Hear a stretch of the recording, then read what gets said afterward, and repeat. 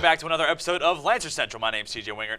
Her name's Kiersten Freedman. And Kiersten, it's been a long year coming, but I'm going to miss that opening music. Oh, me too. Nothing will make me more sad walking across the graduation stage than not hearing that again. But talking about some Lancer sports, tennis and golf have wrapped up their postseason as summer approaches, but not before we saw a whole bunch of Big South accolades towards Amadeo Blasco from the men's tennis team. Look, he gets first team all-conference for singles matches, doubles matches. I mean, what can't the junior do? But all in all, it's just a good year for both tennis teams. Both finished with a winning record above 500 and marked improvement from years past, but also end of the season for the golf team. Absolutely. We saw they finished 7th in the Big South tournament, both men's golf and women's golf, but postseason tournament is not over yet. Speaking of them, women's lacrosse is getting ready for their postseason tournament at the number 2 seed.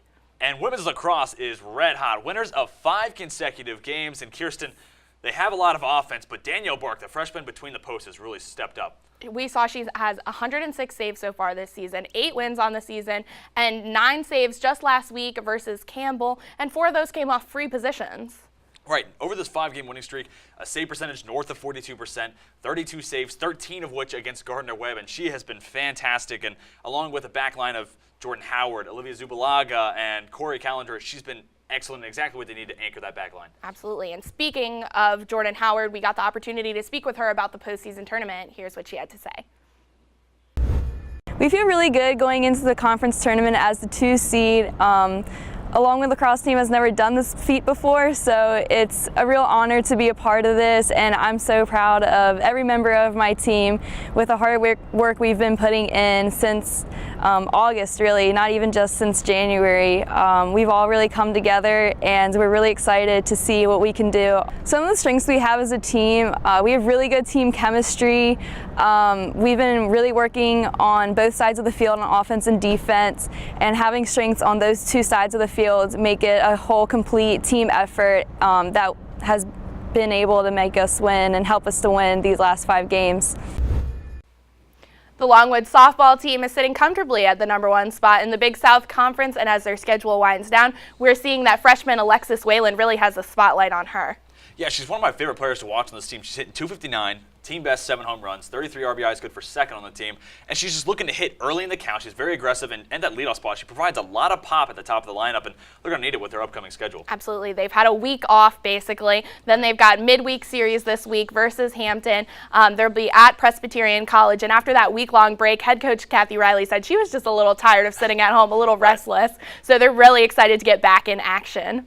Yeah, and speaking of head coach Kathy Riley, we had our own Nick Lewis sit down and talk with Coach Riley. I'm here with head coach of the softball team, Kathy Riley. Coach Riley, thank you for joining us this afternoon. Oh, great to be here. Thank you. So you split with Bradford this past weekend. What are some of your takeaways from that game? Well, first game we didn't really play that well, and we came out on top, and we won in similar fashion to how we've won a lot of games this year, where we really showed a lot of intestinal fortitude late in the game. Of course, my message to the team was that we really need to learn how to get ready in inning 1, 2, 3, and 4. And although it's not like we're not ready, we're still not playing with that fever that I wish that we would to kind of combat putting ourselves in a bad situation. But splitting on the road, I mean, winning 2 out of 3 in the overall scheme of things is still pretty good in a conference situation. So can you talk about what your team has to tweak or fix, heading into the final 2 Big South Conference series, while also playing some out-of-conference teams like Virginia Tech and Liberty to end the season?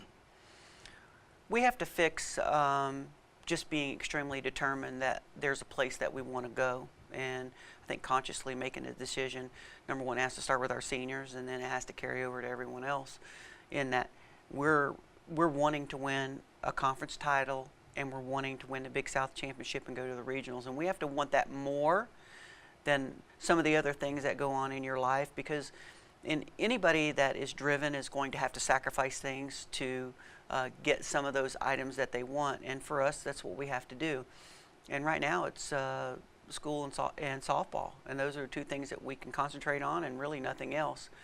We are going to use the Liberty and the Virginia Tech games, 2 really, really good teams. It's always true that when you go to the conference tournament, everybody plays better. The games get tighter, people make a lot of great plays, you don't see as many runs being scored. So I feel like going into those 3 games, we're going to get a great taste of the environment that is necessary for us to be ready when the conference tournament, the first game comes in the conference tournament.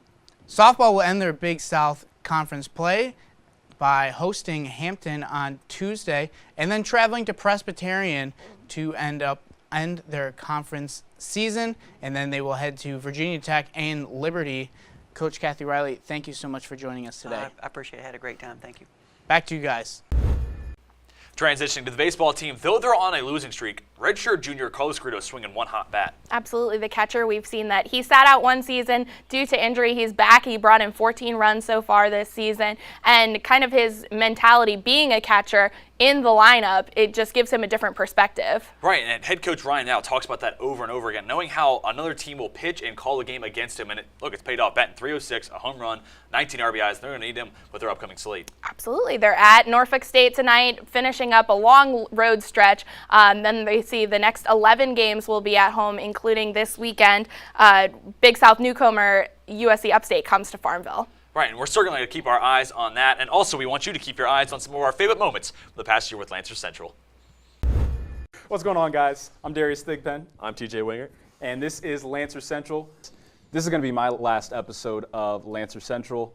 Well, welcome back to episode 3 of Lancer Central. My name's TJ Wengert, and she's Kiersten Freedman, and she's also new to the show. They've not missed a beat, which speaks to the strength of their program. They also have had some tough non-conference games. They beat Liberty at Liberty. That was the first top 25 win in program history for Longwood. Men's soccer. Got to give them a lot of credit. They had one win a year ago, and they're already at 3-4, and they opened Big South Conference play at UNC Asheville and came out on top with that 4-2 victory. Athletic director Troy Austin announced that he was going back to Duke University.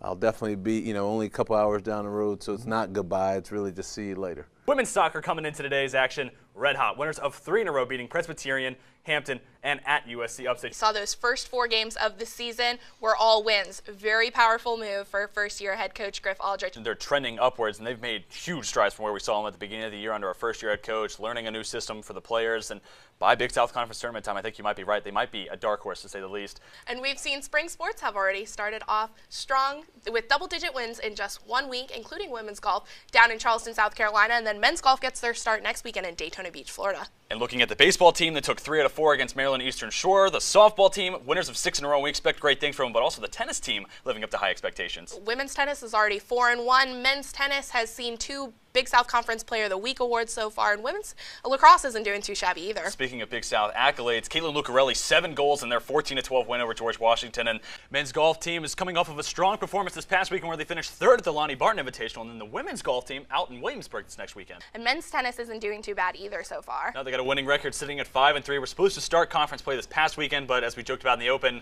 weather not permitting. So next weekend they'll be at Winthrop to start conference play. And Amadeo Blasco, we would be remiss to mention how great he's been, especially in singles matches where he's 14-2. Right, and women's tennis has advanced to 6-2. Like the men's tennis team, they will also be at Winthrop this weekend. And we've seen that freshman Emma Nurgazieva is having a great season. She is 8-0, undefeated so far this season. We're excited to see what she does going into conference play.